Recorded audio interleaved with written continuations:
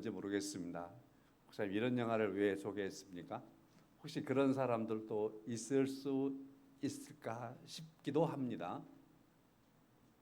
저는 그 영화를 처음에 소개받고 계속 뒤져보면서 이거 기적이네, 그 생각이 가장 먼저 떠올랐습니다.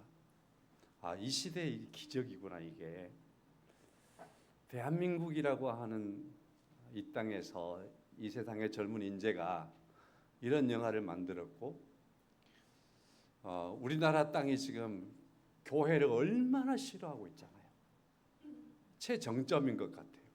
교회를 싫어하는 부분에 있어서 그렇게 싫어하는 그러한 시기에 우리나라 젊은이가 예수님에 대한 이야기를 만화 영화로 만들었다. 그리고 이것을 미국 시장에 내놨더니만은 4개월 만에 한국 영화 사상 최고의 기록을 세웠다. 이러한 때에 예수님에 대한 이야기가 이렇게 세계 모든 사람들에게 먹혀 들어갈 수 있구나.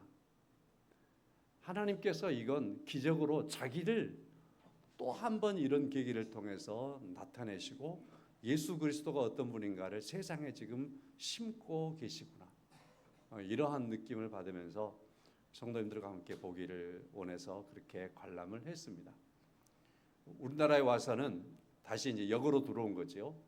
한 열흘 됐는데 한 50만 명 이상이 봤다고 그럽니다. 대단한 거거든요.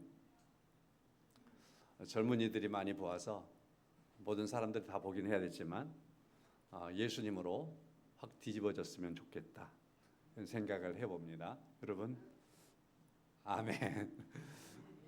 영화를 홍보하는 게 아니라 예수님의 도래, 우리 문화 속에 다시 이루어지기를 바라는 그러한 간절한 마음이 있어서 이 말씀을 드리면서 오늘 설교를 시작을 합니다. 그래서 생각나면 기도해 주시기를 바랍니다. 하나님, 이런 매체를 통해서 많은 이들이 예수를 만나게 하시고 예수를 모르는 이들이 예수님을 알게 하시고 복음에 접근할 수 있는 그러한 문이 열리게 하옵소서.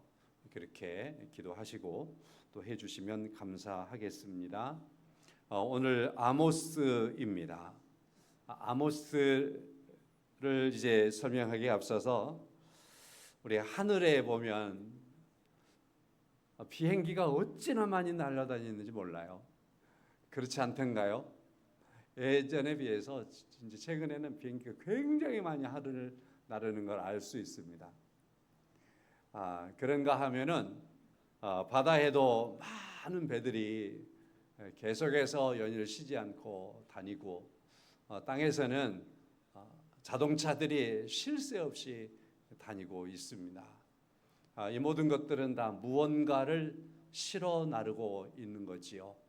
사람을 실어 나르든 하여튼 짐을 실어 나르든 뭔가를 싣고 다니는, 운반하는 겁니다. 짐을 싣고 나르는 과정 속에 있는데 저렇게 많이, 저렇게 빨리, 저렇게 많이 움직이고 있을까 싶을 만큼 그렇게 많이 움직이고 있습니다.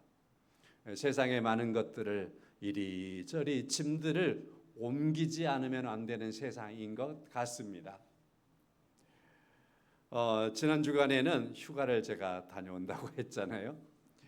그래서 숙소에서 이렇게 창문을 열어보니까 큰 공장이 있고, 이 공장을 상징한다 싶을 만큼 어마어마한 크레인이 있더라고요.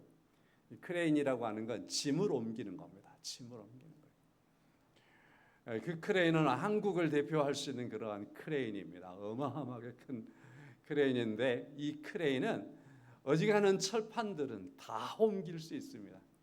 우리나라에서 이 크레인이 옮길 수 없는 물건이 있을까 싶을 만큼 그런 크레인을 보면서 아모스 크레인, 아모스 크레인 수차 생각을 했습니다. 여러분, 아모스라고 하는 이름을 기억해 놓으시기를 바랍니다.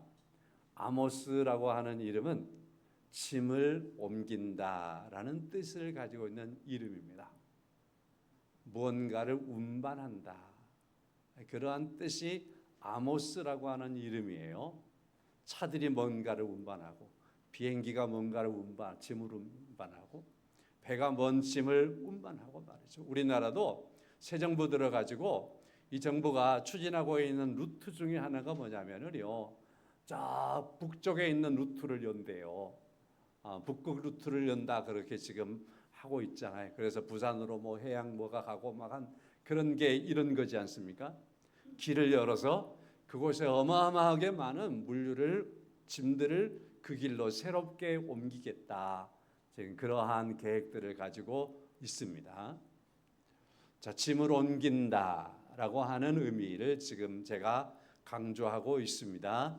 아모스라고 하는 선지자의 이름은 짐을 옮긴다, 짐을 진다, 이러한 의미를 가지고 있는 이름이다.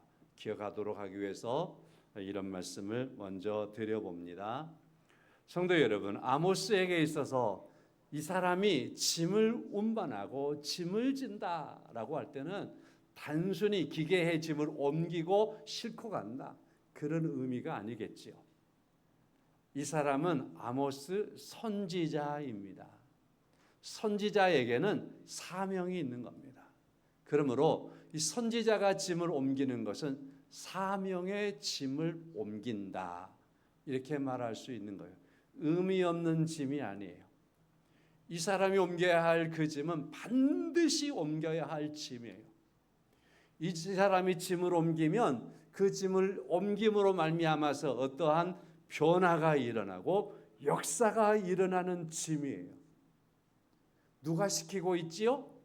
오늘 1절의 말씀에서 보니까 유다 이러한 시대에 저 드고아의 목자였던 아모스를 불렀다. 그리고 2절의 말씀에 그가 이르되 여호와께서 하나님께서 주시는 짐을 옮기는 사람이다. 이 아모스 선지자는 하나님께서 주신 짐을 옮기는 사람. 그래서 하나님께서 이 드고아 사람 아모스를 택하여 부르시고, 오늘 제목이 목자인 아모스를 부르심이잖아요. 아모스를 하나님께서 부르시고 그에게 하나님께서 짐을 지어주시고 그리고 그 짐을 옮기도록 하시는 겁니다. 그래서 하나님이 주신 그 짐을 가지고 옮기기 때문에 이 사람은 사명자인 것이죠. 그런데 하나님께서 어떤 짐을 주시냐 하면 2절의 말씀에서 성격을 찾아볼 수 있습니다. 시온에서부터 부르짖으며 예루살렘에서부터 소리를 내시리니, 하나님께서 소리내는데 하나님께서 소리내는 그 소리를 전달하는, 그 소리를 지고 가는 그 사람이 아모스란 말이죠. 하나님의 말씀을 운반하는 사람, 하나님의 말씀을 지고 가는 사람, 이 사람이 바로 아모스라고 말씀을 할 수 있겠습니다. 아모스 선지자는 하나님께서 주신 짐을 지고 가는데, 짐이라고 하는 건 기본적으로 무거운 거죠. 무거운 거잖아요. 짐이라고 하는 건 쉬운 게 아니에요. 어려운 거예요. 하나님께서 아모스 시대에 그 시대를 향하여서 심판에 대한 메시지를 증거하려고 하는 거예요. 심판의 메시지를 증거하려고 하는데 2장 12절의 말씀에 가서 보면 하반절에 이런 말씀이 있습니다. 선지자에게 명령하여 애언하지 말라 하였느니라. 그 시대는 선지자들을 향하여서 애언하지 말아라. 그 시대를 향하여서 그 시대는 선지자들을 향하여서 하나님의 말씀을 애언하지 말아라. 선지자의 말은 애언하는 사람인데 선지자들에게 애언하지 못하게 하던 시대였는데, 그 시대에 바로 이 아모스를 하나님께서 택하여 부르시더니 그에게 하나님의 말씀, 애언의 말씀을 주시고 그 짐을 감당하도록 하는 것입니다. 그래서 이 아모스는 하나님의 심판의 말씀을 지고 가는 선지자였다, 이렇게 말할 수 있습니다. 이 시대가 어떤 시대였을까라고 하는 것을 우리가 엿볼 수 있는 건 1절의 말씀을 통해서이지요. 유다 왕 우시야의 시대, 곧 이스라엘 왕 요아스의 아들 여로보암의 시대. 지진이 있기 2년 전에 이렇게 지금 그 시대를 정확하게 짚어주고 있습니다. 자, 이스라엘의 불행한 역사는 분열이죠. 이스라엘이 하나님 앞에 죄를 지어서 하나님께서 이 두 나라로 나눠버렸습니다. 그래서 유다라는 나라가 발생했습니다. 1절에서 그때 남유다였던 유다의 왕은 우시야라고 하는 왕이었고, 그 다음에 북이스라엘의 왕은 여로보암이라고 하는 왕이 통치하던 시대였다라고 말합니다. 우시야와 여로보암, 여기서는 여로보암 2세라고 제가 할게요. 왜냐하면 여로보암 1세는 이스라엘을 분열시켰던 그때 왕이기 때문에 그 왕이 아니고 그 이후에 요아스의 아들 여로보암, 정확하게 이 사람은 여로보암 1세가 아니고 2세라는 걸 짚어주고 있죠. 자, 그래서 여로보암 2세가 통치하던 시대, 우시야가 통치하던 시대, 이 시대에는요 남유다가 굉장히 잘 살고 부강했던 시대고 평안했던 시대입니다. 북이스라엘은 어떤 시대였느냐? 여로보암 2세가 통치하던 이 시대도 역시나 잘 살던 시대였습니다. 평화로운 시대였습니다. 나라가 어마어마하게 부강했던 시대였습니다. 국가가 군사적으로도 안정되었던 시대였습니다. 혹자들은 이 시대를 어느 정도까지 비교를 하느냐면 통합왕국 시대였던 다윗이나 솔로몬이 통치하던 시대만큼이나 이 시대도 그렇게 잘 살고 평화롭고 나라가 부강했던 시대가 오늘 본문의 말씀의 배경이 되는 이 시대, 아모스가 선지자로 부르심을 받고 있는 그 시대라고 소개를 합니다. 신학자들은 그렇게 발표를 합니다. 그래서 저도 그들의 도움을 받아서 이렇게 잘 살던 시대였구나. 그런데 이 시대에 하나님께서 아모스를 통하여 하나님의 심판을 선포하고 싶어 한다라는 것입니다. 나라는 잘 살지만, 나라는 평안하지만, 정치적으로도 완성됐지만, 경제적으로도 부유하지만, 하나님께서 그러나 이 나라를 들여다보실 때에는 유대가 됐던 북이스라엘이 됐던 아모스라고 하는 이 선지자를 들어서 이 시대에 대하여 하나님의 심판할 이유가 있다라는 것을 선포하게 되는 그러한 시대였다라는 사실입니다. 성도 여러분, 저는 우리나라가 지금 하여튼 몇천 년의 역사를 가졌던 그 역사 안에서 지금 현재 우리나라 이 시대처럼 부하고 평안하고 부요하며 잘 살고 자유로우며 세계 어느 곳에 가든지 대한민국 사람들이 인정을 받고 있는 이러한 시대에 없었다고 생각합니다. 지금이 가장 잘 사는 시대고, 그래서 오늘을 살아가고 있는 여러분과 제가 이 시대적인 배경 속에서는 정말 좋은 때 태어나서 잘 살고 있는 사람들입니다. 전쟁에 대해서도 우리의 저 오래전 한 70세 넘으신 분들만이 전쟁에 대하여 조금 아시잖아요. 우리는 전쟁도 모르는 그런 시대, 그렇게 전쟁이 많았던 우리나라지만 전쟁도 모르는 그런 시대 속에서 우리가 살아가고 나라도 잘 살고 생각도 못했던 IT 강국이니 이런 시대에 우리가 살아가고 있고, AI라고 하는 그 신기한 소리가 나와서 이 시대를 지금 주도하고 있는 이 시대 속에 우리가 지금 살아가고 있는 겁니다. 이렇게 잘 살고 있는 이 시대에 우리가 정말 하나님께서 이 우시야의 시대에 여로보암 이 시대에 여로보암 2세 시대를 하나님께서 하나님의 관점으로 들여다보시고 그 시대를 책망할 이유가 있다라는 걸 하나님께서 지적해 내시는 것처럼 이 시대는 그러면 하나님께서 책망할 이유가 없을까라는 것을 우리가 생각해 보아야 합니다라는 겁니다. 평안에 취해서, 안목에 취해서, 잘 사는 것에 취해서, 저도 여행을 좋아합니다만은 이리 여행 다니고 저리 여행 다니다가 그러다가 하나님께서 두었던 그 기준에 전혀 합당하지 않는 그러한 생각, 그러한 사고, 그러한 판단, 가정에 대한 개념도 이상하게 말이죠. 남자와 여자가 부부가 되어서 가정이 시작되고 가정이 이루어져 가야 되는데 그렇지 않은 성적인 벽이 무너져 가지고 그것도 가정이라고, 동거니까 가정이라고 그렇게 하면서 세워가는 그러한 시대 속에서 하나님이 심판할 만한 이유들이 없겠는가 하는 것입니다. 하나님께서 이 시대를 향하여 들어야 할 하나님의 이러한 책망이 없겠는가 하는 것을 우리가 생각하지 않으면 안 되는 거죠.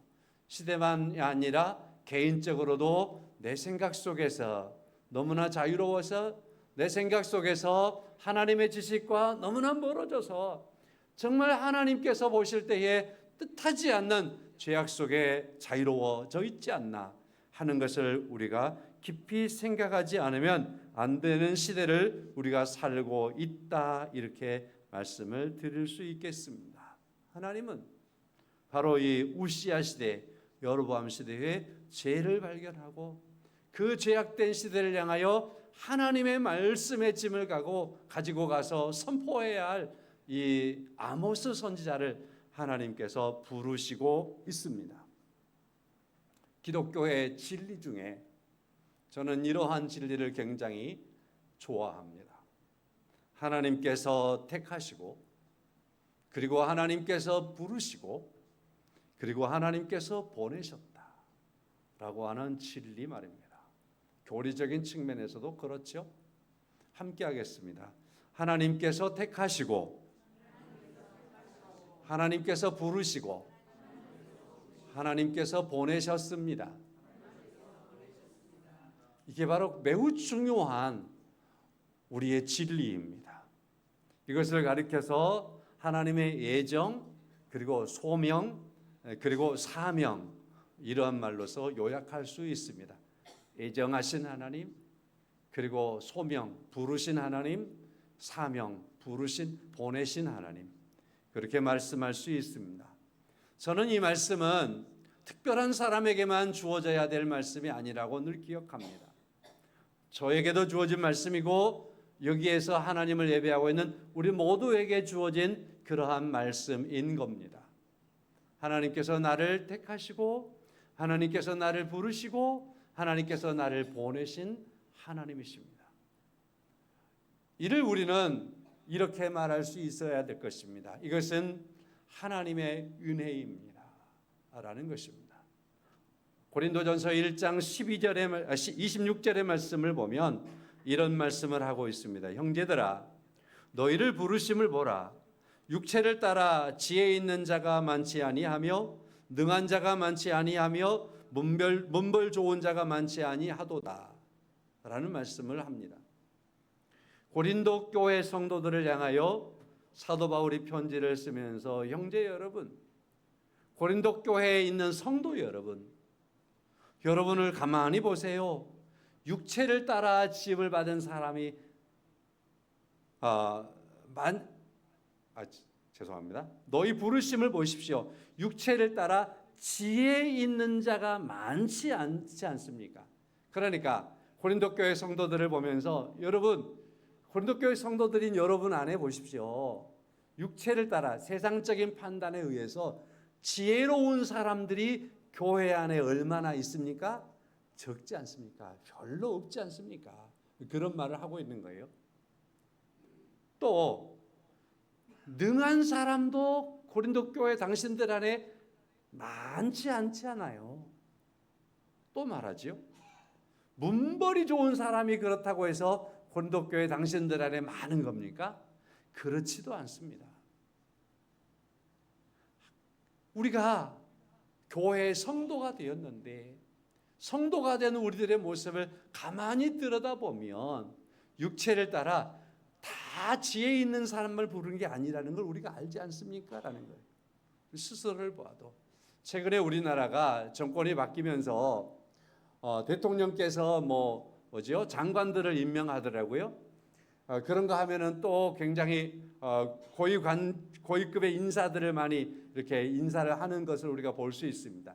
뉴스를 통해서 많이 접해 우리가 보니까 보면은 그 사람들 한 사람 한 사람 보면은 스펙이 말이죠. 스펙이 우리들의 스펙으로는 감히 접근도 할 수 없는 어마어마한 스펙을 가진 사람들이 대통령에 의해 딱 픽업되어 가지고 그 사람들이 뭐 장관이나 고위관직으로 임명을 받지 않습니까?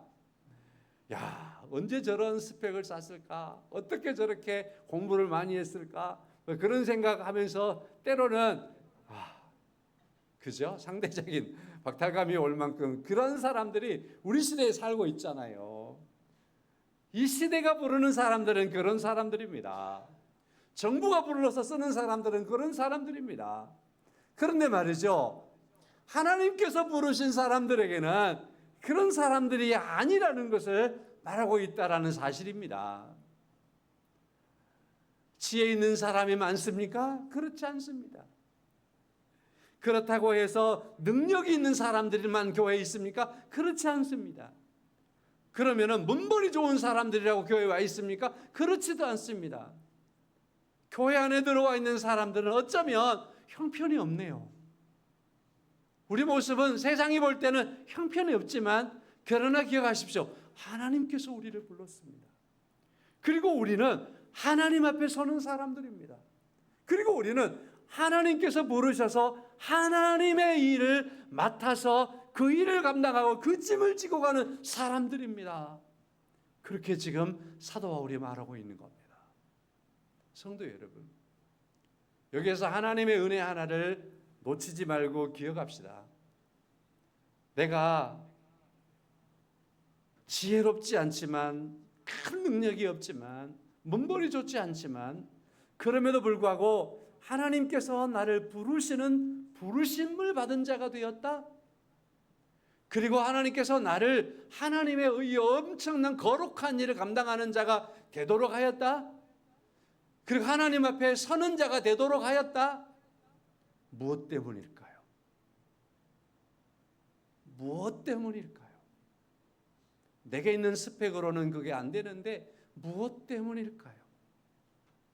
성도 여러분, 그것은 바로 하나님의 은혜 때문입니다. 그것은 바로 우리 주 예수 그리스도 때문인 줄로 믿습니다. 주님께서 내 곁에 오셔서, 주님께서 내 안에 오셔서, 주님께서 나를 주장해 주셨어요. 주님께서 주의 은혜로 나를 택하심에 내가 하나님의 놀라우심 택하심을 받은 자가 되었고, 그 부르심 안에 서는 자가 되었고, 그리고 그 은혜 아래 살아가는 자가 되었다라는 사실입니다. 오늘 아모스를 생각해 봅시다. 아모스 고향 1절 중반에 있습니다. 드고와 목자 중에 아모스가 그랬습니다. 드고아라는 곳이 어디냐면요, 아모스 때문에 알 수 있는 고장이 드고아라는 고장입니다. 이 드고아는요, 예루살렘을 기점으로 한다면 예루살렘에서 남쪽으로 내려가다 보면 한 10km쯤 내려가면 우리가 잘 아는 베들레헴이 있어요. 예수님께서 태어난 베들레헴이 이 예루살렘에서 남쪽으로 한 10km쯤 내려가면 있습니다. 베들레헴에서 예수님께서 태어났는데요, 그건요 이런 의미가 있어요. 작은 고을, 작은 도시, 이름 없는 도시, 사람들이 모르는 마을, 그런 의미가 있는 거예요. 가난한 촌, 별것 아닌 곳, 이런 곳이 베들레헴이에요. 그런데 이 베들레헴보다도 한 6km 정도 남쪽으로 더 내려가면, 예루살렘으로부터 훨씬 더 멀어지면 그곳에 드고아라고 하는 곳이 있습니다. 그러니까 이 드고아는 베들레헴보다도 훨씬 더 촌입니다. 이곳은 진짜 성경에서 드고아라고 하는 이름을 떼니까 이 지명을 우리가 아는 거지, 이곳은 이름 없는 곳, 빛이 없는 곳이, 그곳에서 무슨 선한 것이 날 수 있겠느냐, 그러한 표현이 가능한 곳이 드고아라고 하는 곳입니다. 이곳에서 목자 한 사람이 있었습니다. 양을 치던 사람 하나가 있었습니다. 바로 오늘 본문에 아모스라는 사람이었습니다. 그가만이 양을 치는 것만으로 안 되었던 것 같습니다. 7장에 가서 보면 아모스가 말합니다. 나는 목자일 뿐만 아니라 뽕나무를 재배하는 자로서 그렇게 말하고 있습니다. 뽕나무를 재배하고 있습니다. 그러니까 아모스는 이름 없는 곳에서 자신도 그곳에 묻혀서 살고 있었는데 하나님께서 이 아모스라고 하는 이 사람을 아시고 아모스에게 찾아와서 아모스를 지명하시고 아모스를 부르시고 아모스에게 하나님께서 사명을 주시는 거예요. 사명. 선지자로 그를 부르셔서 세우시는 겁니다. 성도 여러분, 이렇게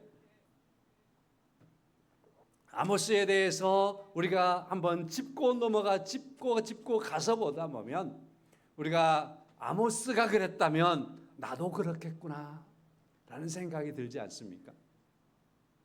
하나님께서 내가 사는 곳이 어디라고 그곳을 아시고 내가 누구라고 하나님께서 나를 아시고 내가 하는 것, 내가 벌어먹고 사는 것, 이것이 하나님과 무슨 상관이 있어요? 그런데 하나님께서 그러한 나를 하나님께서 예면하지 아니하시고 하나님께서 아셔서 이 세상의 수억만 가운데 티끌과 같은 나 한 사람에 대하여 하나님이 관심을 가지시고 내게 하나님께서 하나님의 짐을 지어주겠다 하시며 하나님이 나를 지명하여 부르시고 하나님께서 나에게 하나님의 일을 맡기셨다라는 그 사실을 기억하시면 이것은 하나님의 은혜가 아닐 수 없습니다. 하나님의 은혜가 아니고서는 이것을 설명할 방법이 없습니다 하는 사실입니다.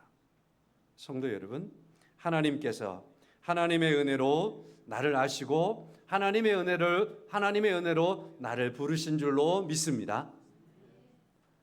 여기쯤 설교 준비를 하다가 문득 하나님의 부르심에는이라고 하는 찬양이 생각이 나더라고요. 그래서 이 가사가 어떻게 됐지 혼자 쭉 떠올리다가 한번 적어봤어요. 원고에도 있는데 그냥 빼온 걸로 볼게요. 하나님의 부르심에는 후회하심이 없네. 아모스처럼 저 시골댁에 묻혀 살고 있는 그 사람을 하나님이 부르시고 아모스를 부르심에 대하여 하나님께서 부르심이 후회하심이 없는 줄로 믿습니다. 대비. 내가 이곳에 살고 있는데 나를 하나님께서 부르셨는데 나를 부르신 하나님은 하나님께서 전능하신 하나님께서 후회하지 않으신 줄로 믿습니다. 나를 부르심에 대하여 하나님이 후회하지 않는 존재가 된 것이 우리들이라고요. 얼마나 귀합니까? 얼마나 소중합니까? 야, 이거 정말 우리가 행제한 거 아닙니까? 하나님께서 주신 놀라우신 복을 우리가 받은 거 아닙니까? 이 뜨거운 이 여름날을 나시면서 피곤하고 짜증날 때 하나님께서 나를 부르셨습니다. 그리고 하나님께서 나를 부르심에 대하여 하나님이 후회가 없으시다 하였습니다. 하나님께서 나를 부르신 뜻을 나는 알 수는 없지만 하나님께서 나를 부르셨습니다. 그러므로 오직 감사와 순종으로 주의 길을 가리라 하는 생각들을 우리가 해보고 우리의 다짐을 세워가야 되겠다는 말씀을 드립니다. 하나님께서 부르시면 아이고 나 같은 걸 불렀네. 하나님이 실수예요. 실수. 이게 말이죠. 얼마나 큰 은혜인 줄 아세요? 제 아내에게 저 물어보세요. 남편으로 이승범을 택했는데 실수지 실수 그러면 지체하지 않고 그럴 거야. 여러분은 안 그러나요? 내가 좀 더 잘난 놈 만났으면 좋았을 것. 어째 돈도 못 버는 직업 만나갖고 이렇게 쪼달리나. 사람에 대해서 우리가 흡족할 수 없는 부분들이 참 많지 않습니까?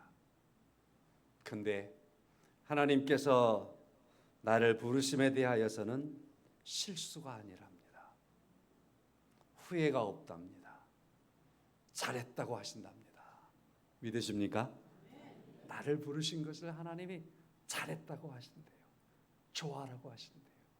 후회하지 않으신대요. 기뻐하신대요. 하나님께서 내가 너 불렀다 그러면 우리가 아멘 하면 하나님이 좋아하신대요.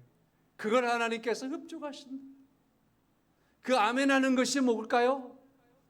찬송도 불러보고 기도도 해보고 성경도 읽어보고 하나님을 한번 불러도 보고 이런 게 뭐예요? 하나님이 나를 불렀다라고 하는 응답된 생활들이고 삶들이에요. 그런 삶들을 주 안에서 이루어갈 수 있기를 예수 그리스도의 이름으로 간절히 축원합니다. 드고아에 있는 이 뽕나무를 치고 그리고 이 양이나 치고 있는 이러한 아모스를 찾아가 만나시고 부르신 하나님이 나를 찾아와 만나시고 나를 부르신 하나님이라는 사실을 다시 한번 꼭 기억하시기를 바라고 두 번째로 갑니다. 2절의 말씀이죠. 그가 이르되 하나님이 말씀합니다. 여호와께서 시온에서부터 부르시며 예루살렘에서 소리를 내시리니 하나님께서 부르는 소리, 하나님께서 내는 소리를 아모스가 대신 내게 하겠다라는 의미입니다. 여러분, 하나님이 자기 부르짖음을, 하나님이 자기 소리를 아모스를 통해서 내겠대요. 하나님의 소리를. 성도 여러분, 여러분과 저를 통해서 하나님이 하나님의 소리를 내시겠대요. 하나님의 부르짖는 소리를 여러분과 저를 통해서 하나님께서 바라시겠대요. 그렇게 우리가 오늘 2절의 말씀을 받으면 좋겠습니다. 목자에게 있어서 가장 무서운 소리가 뭘까요? 목자에게 양을 치고 있습니다. 양을 치고 있으면서 항상 목자가 조심하는 건 이리 새끼가 뛰어오지 않을까, 그죠? 사자가 달려들지 않을까, 곰이 달려들지 않을까, 무서운 맹수들이 이 양떼를 향해서 침략해 오지 않을까, 그런 것에 곤두세워져 있는 거잖아요. 그래서 귀가 팍 세워져 있고 눈이 항상 살펴보고 있는 거지 않습니까? 자, 그럴 때에 갑자기 어디선가 으르렁거리는 사자의 소리가 났다고 생각해 보세요. 그러면은 목자는 간이 덜컹하는 거죠. 큰일 났다. 그럴 때 목자에게 갑자기 사명감이 발달하는 거죠. 발동하는 거죠. 그래서 다윗과 같이 사자를 향해서 물매를 지어 던져버리는 거죠. 심지어는 사자의 입을 찢겠다라고 달려드는 거지요. 자기 목숨을 아끼지 않고. 바로 이러한 소리가 가장 무서운 소리예요. 목자인 아모스에게 하나님의 소리가 들려지는데 그 소리가 백성들에게 선포되도록 하겠다. 목자로서 인지하는 하나님의 소리. 목자로서 사자의 소리처럼 하나님께서 말씀하시려나 보다. 저 양들을 어떡하지? 지켜내야 될 텐데. 하나라도 잃어버리면 안 되는데. 내가 희생되더라도 지켜내야 되는데. 바로 그러한 마음들이 목자의 마음속에 들어가는 거죠. 아모스를 하나님께서 부르시고 하나님의 소리를 주실 때에 바로 양을 지키고 양을 보호하라고 하는 그런 음성으로 주시는 겁니다. 그래서 아모스서를 여러분과 제가 읽다 보면 아모스를 통해서 하나님이 계속해서 심판하는 소리를 하는 걸 볼 수 있어요. 심판해요. 심판하고 또 심판해요. 이스라엘과 주변 국가들을 심판하는 소리를 아모스를 통해서 말씀하시는 거예요. 그것은 단순히 심판을 위해서가 아니라 하나님께서 하나님의 양들과 목자, 하나님의 양들을 지켜내기 위해서 그러는 거죠. 그래서 하나님이 아모스를 사용하시는 것을 오늘 말씀을 통해서 여러분과 제가 만나볼 수 있습니다. 시편 23편의 말씀에서 보면은 다윗은 목자로서 푸른 초장으로 누이시며 실만한 물가로 인도하시는도다. 이보다 더 좋은 것이 없었습니다. 그렇잖아요. 자, 그런데 아모스에게 있어서는 하나님의 부르짖음이 저들을 심판하겠다라고 하는 부르짖음이었습니다.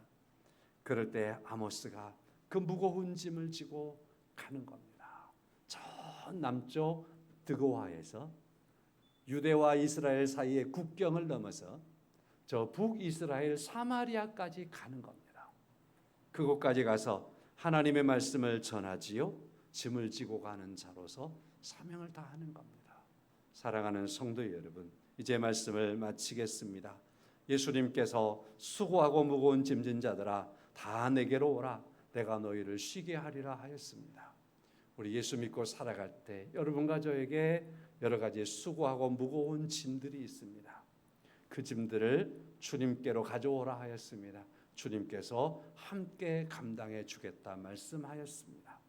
또 여러분과 저를 부르시고 보내심으로 말미암아 내가 감당해야 할 사명의 짐이 있습니다. 그 사명의 짐도 힘들고 지칠 때에 내 지능으로는 다 할 수 없을 겁니다. 그러나 주님께서 함께 하시면 그 사명도 감당할 수 있음을 믿습니다. 주님과 함께 살아가며 주께서 함께 하시는 은혜 가운데 주의 부르심 안에 합당하게 응답하는 여러분과 저의 삶이 주 안에서 이루어져 갈 수 있기를 예수 그리스도의 이름으로 간절히 축원합니다. 찬송하겠습니다. 329장 하겠습니다.